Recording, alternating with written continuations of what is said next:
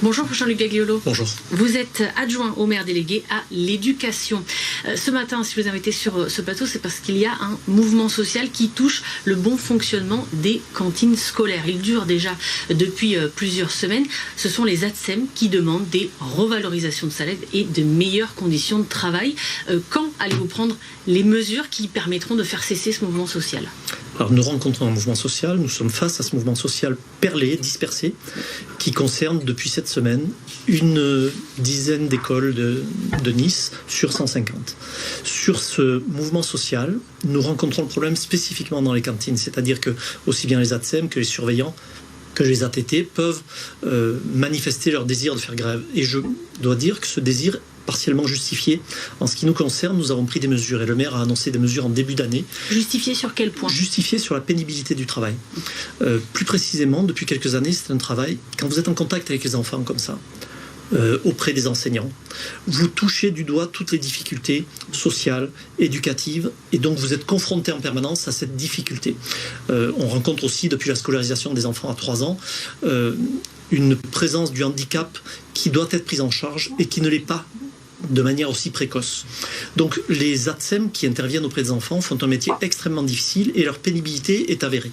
Le maire les a rencontrés. Il faut reconnaître la pénibilité de ces emplois. Sans aucun doute. C'est une des demandes des syndicats. Sans aucun doute. D'accord. Donc de fait, le maire a annoncé, les a rencontrés en début d'année scolaire, là, et leur a annoncé des mesures qui sont en train de se mettre en place pour venir en aide à ces personnes qui sont en souffrance, parce que c'est un métier très difficile, de plus en plus difficile. Parmi ces mesures, y a-t-il une revalorisation salariale ? Et il y a de combien ? des prises en... Alors, c'est pas comme ça qu'il faut raisonner, parce que nous sommes obligés, nous, de nous tenir dans les cadres nationaux. Et la difficulté que nous rencontrons aujourd'hui à Nice sur une dizaine d'écoles est une difficulté qui est nationale. Lorsqu'il y a eu un mouvement social sur les ATSEM en début d'année scolaire, là, c'était au niveau national.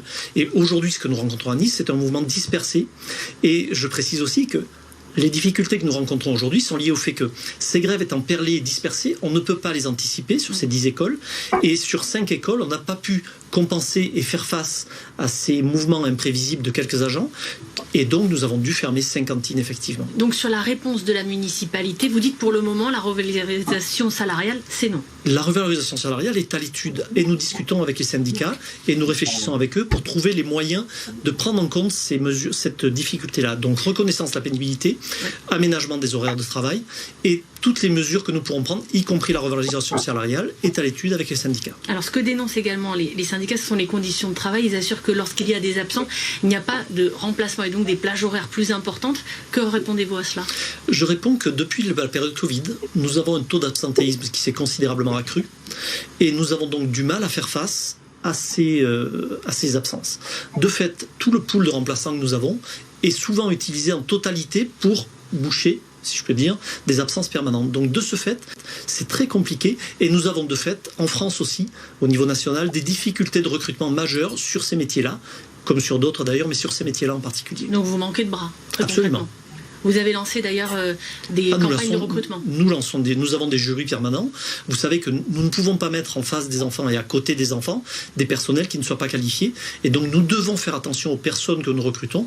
Et donc nous devons effectivement recruter à un niveau de qualification. Donc ce qu'il faut comprendre ce matin, c'est que des discussions sont en cours. Absolument. Revalorisation salariale, c'est à l'étude. Reconnaissance de la pénibilité, oui. Évidemment. Et en ce qui concerne les conditions de travail, vous tentez de recruter davantage de personnel pour éviter que ce soit trop difficile. C'est ce qu'il faut comprendre. C'est ce qu'il faut comprendre. Et je voudrais, si vous me permettez, ajouter quelque chose, c'est que pour avoir été parent moi-même il y a bien longtemps, je comprends parfaitement les difficultés que rencontrent les parents aujourd'hui.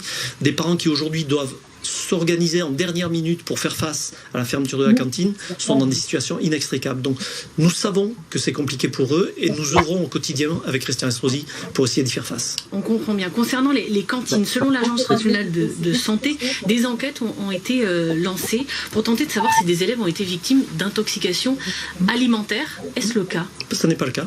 Ça n'est pas le cas puisque nous avons eu des enfants qui avaient mangé différentes choses. Vous savez qu'il y a différents repas proposés aux enfants dans les cantines niçoises.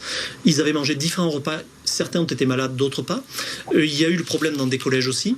C'est un problème qui, selon l'ARS, est un problème de gastro-entérite. Gastro-entérite, donc pas d'intoxication Non. alimentaire dans ces Non. établissements-là. L'opposition écologiste dénonce l'état de certains établissements scolaires. Pour être très concrète, ils ont mené une enquête auprès d'habitants et parmi les réponses, 80% des personnes interrogées estiment qu'il y a des problèmes d'infiltration. Est-ce le cas? Nos écoles sont-elles dans un sale état? Écoutez, pendant que certains font des rapports, alors que je leur propose de venir voir nos travaux, de venir voir notre planification, de venir voir dans les écoles l'état même de nos locaux, d'autres travaillent. Donc avec Pierre Fiori, qui est conseiller municipal délégué aux travaux dans les écoles, nous œuvrons. Et très franchement, j'affronte la discussion sur ce sujet-là sans aucun problème. Nos écoles n'ont jamais fait l'objet d'autant de travaux aussi planifiés, aussi bien en matière d'étanchéité que de travaux sur les huisseries, que de travaux de chaudières. Le budget n'a pas le budget a augmenté. Le budget a augmenté. Parce que les chiffres qui sont annoncés, mais évidemment, parce que l'analyse est erronée. Délibérément ou pas, je l'ignore. Pourquoi? En tout cas, l'analyse est erronée parce qu'elle se fonde sur des chiffres. Quand vous dites qu'un budget est en baisse, c'est parce que vous ne prenez pas en compte le fait que dans les budgets annoncés les années précédentes, il y avait par exemple la construction de la cuisine centrale. Donc des dizaines de millions. Donc forcément, le budget baisse puisqu'on ne construit pas une cuisine centrale tous les ans. Une dernière question, y a-t-il des problèmes avec la laïcité dans les établissements scolaires de chez nous?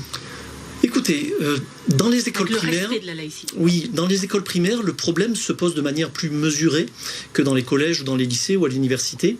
En tout cas, nous y faisons face, c'est-à-dire que nous avons des travaux qui sont menés avec nos enseignants, avec nos agents municipaux, pour que la laïcité et la citoyenneté soient renforcée, pour que cet enseignement soit renforcé dans les écoles. Donc nous emmenons les élus dans les écoles, nous organisons le passeport citoyen, le catalogue des actions de citoyenneté. Nous avons un tas d'actions qui sont menées par Pierre Fiori notamment, qui vont dans ce sens-là. Donc oui, la laïcité est parfois mise en cause par des comportements de parents souvent, et de ce fait nous intervenons au plus tôt, parce que c'est au plus jeune âge qu'il faut intervenir. Je vous pose la question puisque dans certaines villes, il y a des vidéos qui tournent sur les réseaux sociaux où on voit des jeunes filles qui se cachent dans l'établissement scolaire pour porter le voile. Ça n'est pas le cas à Nice. Non.